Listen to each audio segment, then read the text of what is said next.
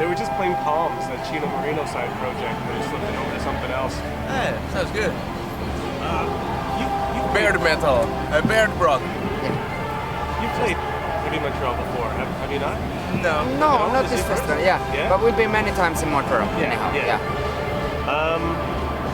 Can I ask you how you first met with Frankie Perez? Yeah, actually, for this next album we are about to go to studio actually in a couple of months. We wanted to change our vocal concept a bit.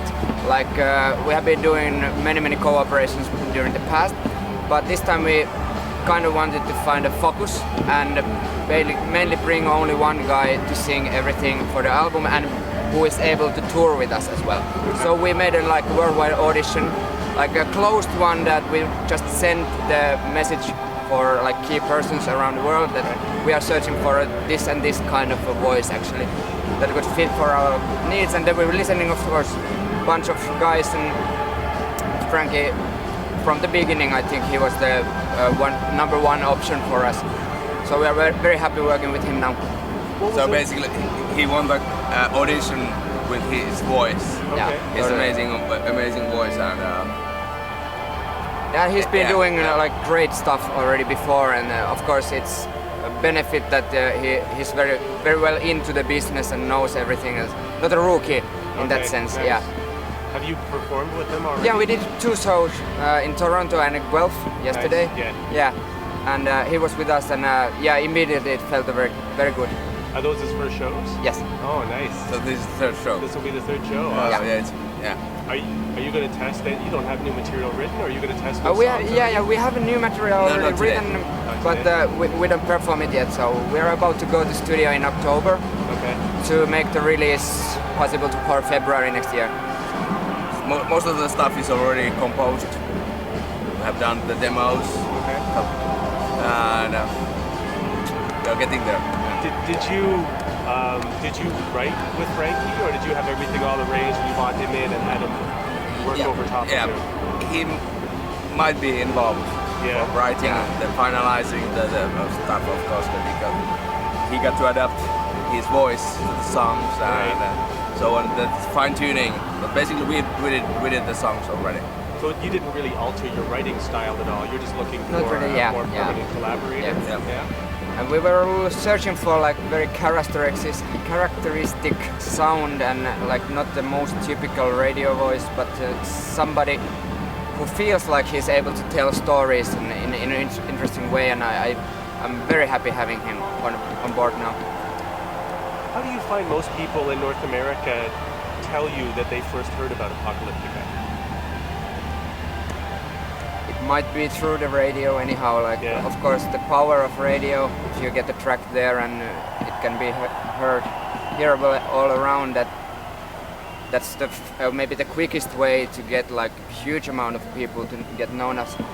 But I think our career has been like climbing all the time, so it's also lots about the hard work, go on tour, play 100 cities, and after 2 years when you come back people have been talking about that those guys are crazy or whatever, and so we have been in a very pleasant situation, like playing for the increasing audiences all the time, and so very happy times. And this year and making now our 8th studio album, I think we have like energy equally high as when we even began the entire project when we were teenagers. So I think the playing and creating music at the moment, it feels very exciting. Yeah, we have been waiting now. We have been having like a sabbatical year for 1.5 years. Yeah. Of course, we have done some projects during that. I think you worked harder during that sabbatical. Now we are really hungry for rock and roll album. Yeah, because we did this dancing project with Wagner live and the Symphony Orchestra tour, but now we want to go back to the rock and roll. Was that Wagner project filmed? Yeah, it was streamed at least. Filmed in German television. Yeah. Some channel. Yeah. What's that? National Broadcasting. Channel. Will that ever be commercially available, or can I just find that on the internet? The orchestra played so bad. Don't go back. It might be a bit tricky to have the whole show, but there's a lot of material in the internet. How much rehearsal was involved with that project? Actually, that was quite a lot. Yeah. I think we spent like 3 weeks in Leipzig in the town, just preparing ourselves and then the entire production, of course, because there's so many participators, like 200 dancers nearly, or it's wicked amount of people for just one show. So massive production. Massive production. This you summer, should watch the video clips of. This summer we made 2 more shows of them, and there has been talks like that we should move it now to the other territories, other cities. And, I bought the vinyl off you did the crowdfunding thing, and I bought that. That was good. I like vinyl. But best thing about that product, I think, is that we got some very interesting, exciting new songs for the Wagner thing, which definitely somehow affect to the next material as well. Like I think we have been all the time very open-minded for like trying to find different ways of say our thing with the cellos, and it's like challenging ourselves when creating music. Yeah. Like we don't know where we end up, for example, with the next album, but it's very cool. Like laboratory work always. Because of the way that you started covering metallic music, do you feel that your band has additional pressure to do cover versions because of the style of music that you play? Not actually. I think nowadays we don't record any cover versions anymore, and because the biggest change happened for the third album, Cult, which was released in 2000. Then we decided that if we wanna see ourselves like doing this long term, we really need to find some own identity and kind of make cello to be a cool rock metal music instrument and not just like playing cool old stuff with the cellos. So there happened the biggest thing for ourselves, that we started to stand in our own feet, and that has been feeling very good, of course, throughout all these years. But we have the like a license, or it's allowed for us that we can play some cover songs in the live shows if we want. Of course, in a live gig it's the coolest thing ever to play. Nothing else matters. It's one of the reasons why we exist. Totally. So why to forget that totally? Yeah, you can't so really walk away especially in the live shows, it's a lot of fun. Try to not to play too many, but some there and there to remind the people that how is our origins. But of course, like today, Metallica's on the stage, we don't have any reason to play any Metallica tracks. So we concentrate on Sepultura actually. Yeah? Okay, that's alright. I think that'll go over well here. Yeah. That's awesome. What do you think is your biggest challenge as a band? That guy. You're the biggest challenge? You're the troublemaker? By far! Yeah, they're just teasing me. Yeah, we're just... Young boys, shut up, you boy. The biggest challenge is that we... I'm almost 10 years older than he is, so he's a boy. Yeah. They just want to tease me. That's alright.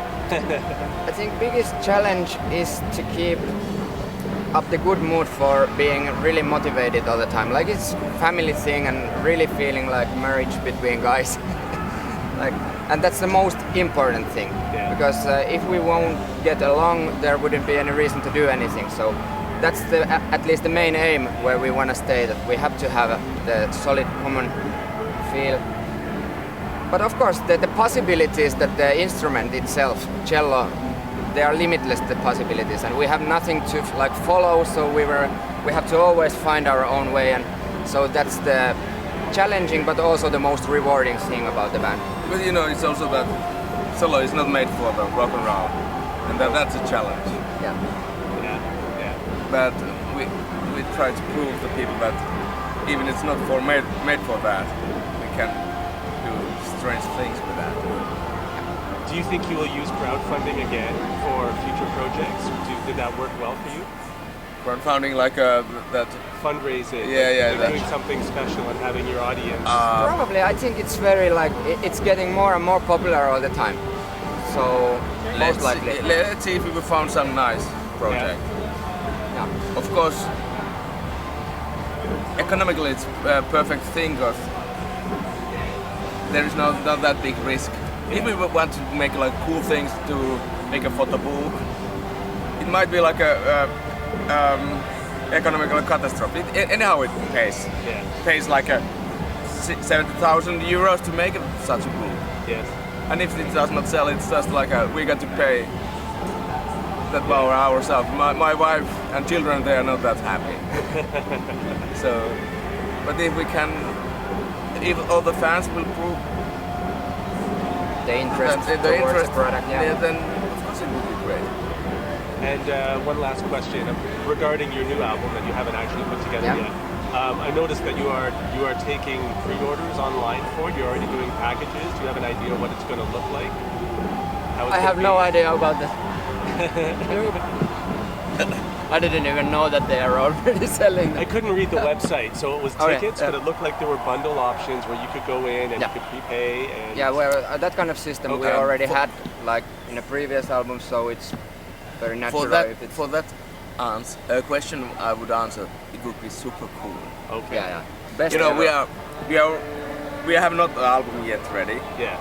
But we have already the title and like a deep ideas about the artwork and how would it look? Yeah. Okay. And we have already most of the songs. We have the lyrics, something to create. It will be nice. Awesome. If you watch our old artworks and album artworks, they are pretty okayish. Yeah. Great. Relatively okayish. Then you can expect something. Okay. Thanks, guys. Thank you. I'm just going to grab a shot.